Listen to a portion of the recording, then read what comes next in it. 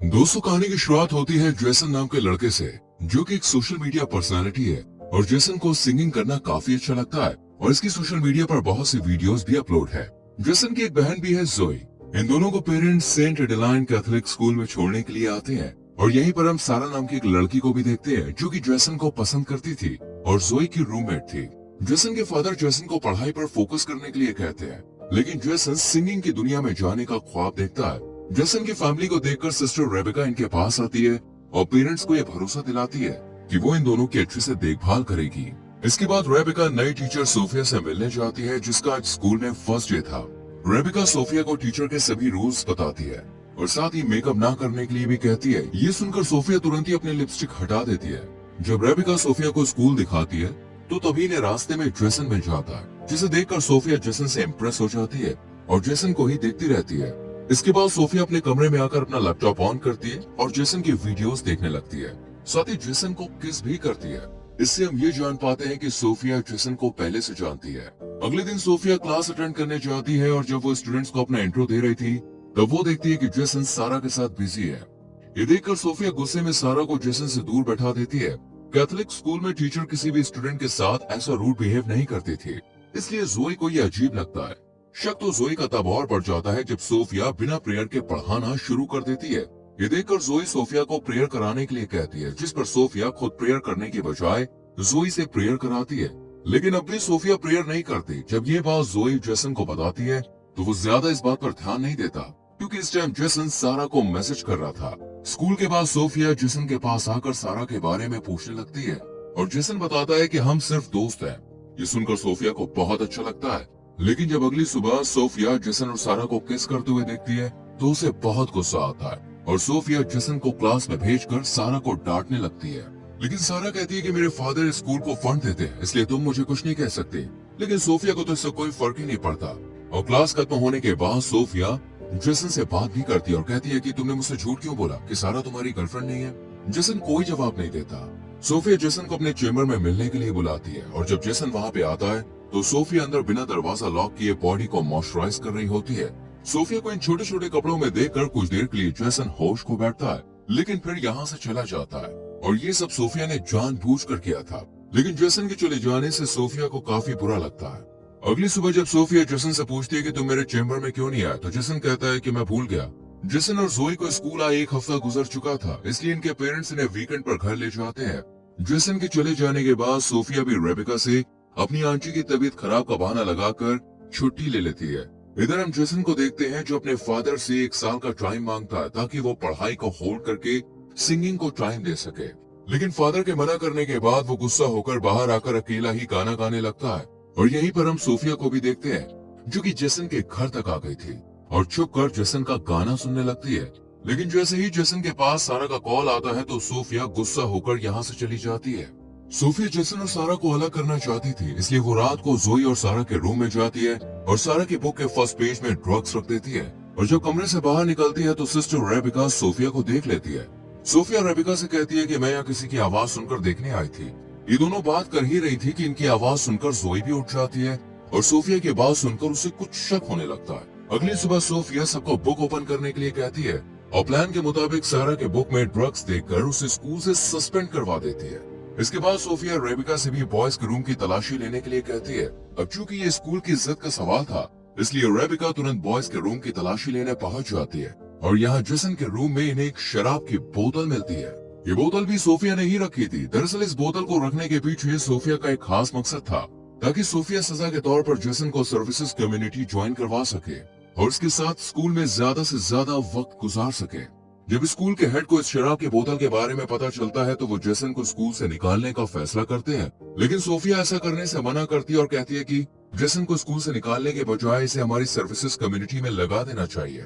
Jason को sisters का काम मिल जाता है। इसके बाद कहानी पास्ट में घूमती है, जहाँ पर हम सोफिया को देखते हैं, जो सोशल मीडिया पर जेसन की वीडियोस देखकर उसकी फैन हो गई और फिर सोफिया रियल सिस्टर सोफिया से मिलने गई, जो कि जेसन के स्कूल में पढ़ाने आने वाली थी।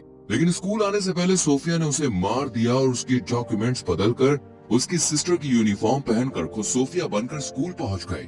और फिर कहानी प्रेजेंट में घूमती है, जहाँ जेसन स्कूल में काम कर रहा था। सोफिया भी इसकी हेल्प के बहाने से इसके पास चली आती है और यहाँ सोफिया जेसन का ध्यान अपनी तरफ खींचने के लिए शर्ट के बटन खोल लेती है। ये सब जोई भी देख रही होती है। इसी रात सोफिया खुद पर कंट्रोल नहीं कर पाती और जेसन के कमरे में चली जाती है और चुपके से मोबाइल रिकॉर्डिंग ऑन करके एक तरफ रख देती है।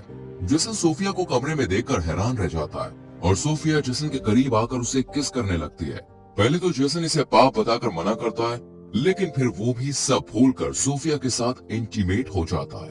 अगली सुबह जेसन को अपनी गलती का एहसास होता है और वो चर्च में अपने पाप को फादर के सामने कन्फेस करने जाता है। लेकिन यहाँ फादर की जगह सोफिया होती है, जो कि जेसन की गोद में आकर बैठ जाती है और जेसन को किस करती हुई उसके साथ इंटीमेट हो जाती है। एक हफ्ते बाद जेसन वीकेंड पर अपने घर चला जाता है और यहाँ लंबे समय के बाद सारा जेसन को मैसेज करके पार्टी के लिए इनवाइट करती है। जेसन के जाने के बाद सोफिया भी स्कूल से निकल ही रही होती है कि तभी सोफिया रेबिका के साथ दूसरे स्कूल के फादर को देखती है। ये फादर रियल सोफिया को अच्छे से जानते थे और इसी बारे में वो रेबिका से बात कर रहे थे। ये सुनकर सोफिया घबरा जाती है कि कहीं उसका सच पता न चल जाए, इसलिए सोफिया जल्दी से कार की तरफ जाने लगती है। लेकिन जब रेबिका उसे रोकती है तो सोफिया आंटी की तबीयत का बहाना बनाकर यहाँ से चली जाती है। रात को जेसन अपने फादर से सारा की पार्टी में जाने के लिए कहता है, लेकिन इसके फादर मना कर देते हैं, जिस पर गुस्सा होकर जेसन बिना परमिशन के ही सारा के पास चला जाता है। यहाँ जेसन और सारा दोनों ड्रिंक करते हैं और फिर सारा जेसन को एक रूम में ले जाकर उसे किस करने लगती है। तभी जेसन को सोफिया के साथ बिताए हुए पल याद आते हैं, जिस वजह से जेसन को सारा के साथ कंफर्ट फील नहीं होता और वो एक बियर की बोतल लेकर यहाँ से चला जाता है। पुलिस जब जेसन को खुलेआम बोतल के साथ देखती है तो गिरफ्तार कर लेती है, लेकिन तभी यहाँ पर सोफिया आ जाती है और पुलिस से कहती है कि जेसन मेंटली काफी डिस्टर्ब है और पुलिस को अपनी बातों में उलझाकर जेसन को बचा लेती है। जेसन सोफिया को बताता है कि मैं ड्रंक होकर घर नहीं जा सकता हूँ। ये सुनकर सोफिया जेसन को होटल ले जाती है और दोनों एक रूम में चले जाते हैं। वहीं दूसरी तरफ हम जेसन के पेरेंट्स को देखते हैं। जेसन की माँ जेसन के फादर को समझाती है कि हमें जेसन के इंटरेस्ट को नहीं दबाना चाहिए, हमें उसे एक मौका देना चाहिए। जेसन के फादर भी इसके लिए राजी हो जाते हैं।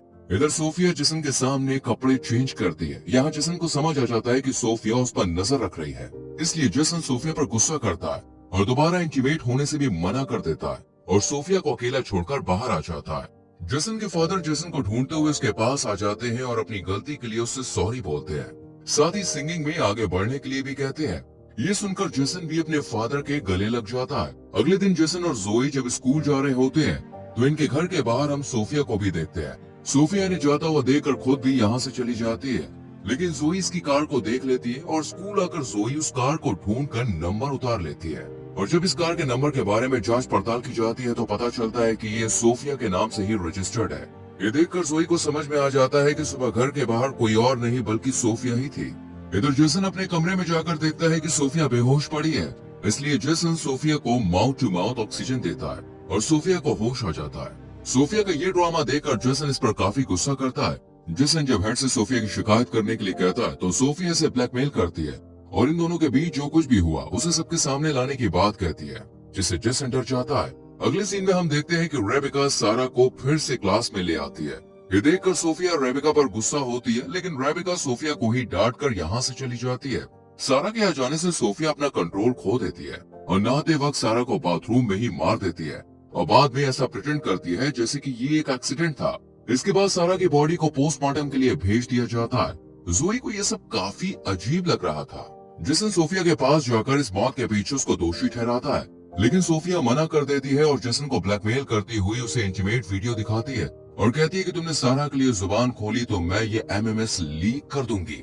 अगले दिन जेसन जोई अपने मॉम के साथ जब घर आते हैं तो सोफिया भी अपनी आंटी की डेथ का बहाना बनाकर स्कूल से निकल जाती है और रात में जब जेसन अपनी फैमिली के साथ बाहर डिनर पर जाता है तो सोफिया भी उन्हें ज्वाइन कर लेती है। इधर रेबिका को पता चल जाता है कि सोफिया की कोई आंटी नहीं है। वहीं जेसन भी जोई को सब सच बता देता है और फिर ये दोनों रियल सोफिया के बारे में पता करने की कोशिश करते हैं। इधर रेबिका सोफिया को बताती है कि मुझे सब पता चल गया, तुम असली सोफिया नहीं हो। इस सच को बताने के लिए रेबिका स्कूल के हेड के पास जा ही रही होती है कि सोफिया रेबिका के सर पर अटैक कर देती है। वहीं जेसन और जोई को सोफिया के कमरे से उसका लैपटॉप मिल जाता है, जिसमें जेसन की वीडियोस फोटोज थी और ये सोफिया नहीं बल्कि लॉरा थी। ये लैपटॉप लेकर ये दोनों चर्च में रेबिका को सब सच बताने जाते हैं और तभी यहाँ सोफिया आ जाती है और हम सोफिया को देखकर समझ पाते हैं कि ये एक साइको है। इसलिए सोफिया कहती है कि तुमने सारे गाने मेरे लिए गाए, तुम मुझसे प्यार करते हो। और फिर सोफिया जोई पर अटैक कर देती है, लेकिन जेसन सोफिया को रोक लेता है, लेकिन सोफिया जेसन पर अटैक कर दोबारा जोई को मारने चली जाती है, लेकिन तभी रेबेका आकर सोफिया को रोक लेती है, पर सोफिया उल्टा रेबेका को मारने लगती है और फिर पीछे से जेसन आकर सोफिया की पीठ पर स्क्रू से वार कर देता है और सोफिया मारी जाती है। और लास्ट में हम जेसन के फादर को देखते हैं, जिन्होंने जोई को कार और जेसन को गिटार गिफ्ट किया था। और इसी के साथ ये मूवी यहीं खत्म हो जाती है। दोस्तों, अगर आपको इस मूवी की एक्सप्लेनेशन अच्छी लगी हो तो वीडियो को लाइक और शेयर जरूर करें और ऐसी और मूवीज की एक्सप्लेनेशन के लिए चैनल को सब्सक्राइब करके बेल आइकॉन प्रेस करें, जिससे आने वाली वीडियोस आपसे मिस ना हो। मिलते हैं आपसे अगली वीडियो में। Till then, bye bye, take care.